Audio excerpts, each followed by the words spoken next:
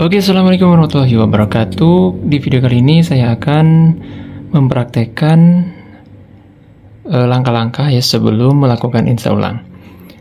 Nah, di flashdisk yang bermerek SanDisk ini, di sini sudah terdapat bootable Windows 10. Nah, kita akan melakukan install ulang di laptop bermerek Dell. Oke. Nah, kemungkinan ada beberapa kasus yang mengakibatkan si laptopnya itu bermasalah. Ya, salah satunya tentu di sistemnya yang mengalami korup ataupun kerusakan. Kemudian kendala yang selanjutnya itu terkadang pada saat kita mau masuk ke BIOS dari laptop yang sudah menggunakan format GPT ya di drive-nya, itu terkadang kesulitan untuk bisa mengakses ke BIOS karena adanya fitur fastboot ya. Nah, kali ini kita akan menggunakan cara yang kedua, yaitu dengan cara masuk ke menu Advanced ataupun ke Recovery. Oke, langkah yang pertama kita masukkan terlebih dahulu flash disknya ke USB ataupun ke port USB yang tersedia di laptopnya.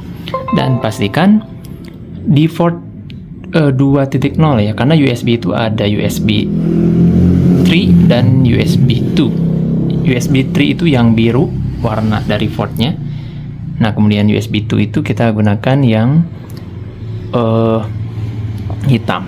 Ya, tergantung flashdisknya juga sih. Kalau misalkan flashdisknya USB 3 ya nggak apa-apa. Oke, kita masuk ke bagian setting.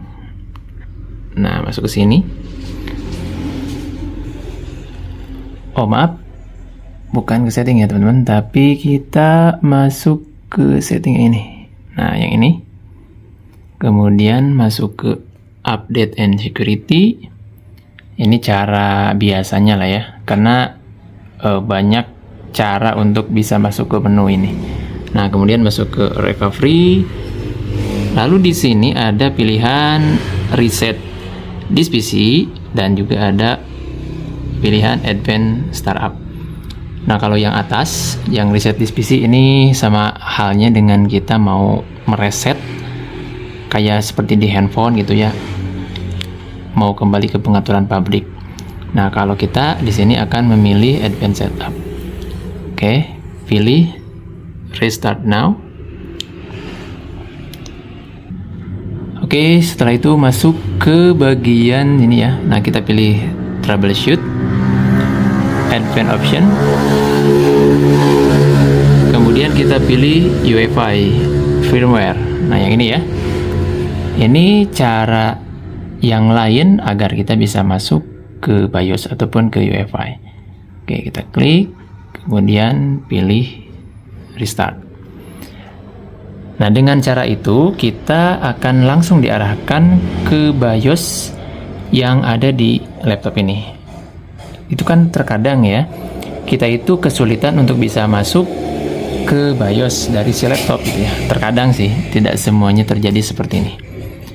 Oke, kemudian nah di sini perbedaannya itu kita bisa menggunakan kursor mouse, dan untuk sebagian besar ya untuk laptop-laptop yang lama itu kita harus menggunakan navigasi yang ada di keyboard saja, tidak bisa menggunakan kursor mouse. Namun kali ini kita bisa mengoperasikan dengan menggunakan kursor mouse. Ya, kemungkinan ini adalah sistem UEFI. Kita masuk ke boot. Oke, kemudian kita di sini kita cek ada pengaturan Windows Boot Manager ya sini. Nah, kita bisa lihat di sini ada UEFI SanDisk partisi. Nah, seperti ini. Kita tarik ke atas. Nah, dengan cara pilih yang ini, klik, atau kita klik dulu yang ini, tarik ke atas. Nah, seperti ini. Jadi kita pastikan untuk UEFI SanDisk partisi satunya kita arahkan di atas. Dan di sini kita menggunakan UEFI, bukan menggunakan legacy ya.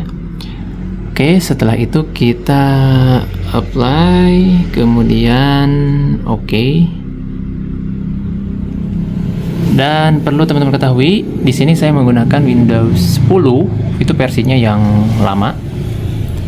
Ya, tidak menggunakan versi yang terbaru karena ada beberapa hal yang kalau menurut saya itu di laptop ini terjadi beberapa masalah ya kalau misalkan menggunakan Windows 10 yang versi terbaru. Oke, di sini ya muncul keterangan Windows Setup 10. Nah, kita pilih yang 64 bit agar nantinya kapasitas RAM yang ada di laptop ini bisa terbaca semua. Kalau kita pilih yang 32 bit, terkadang hanya membaca sampai 4 GB saja untuk kapasitas RAM-nya. Oke, kita pilih yang 64 bit, tekan enter. Nah, seperti biasa di sini ada tampilan loading files ya.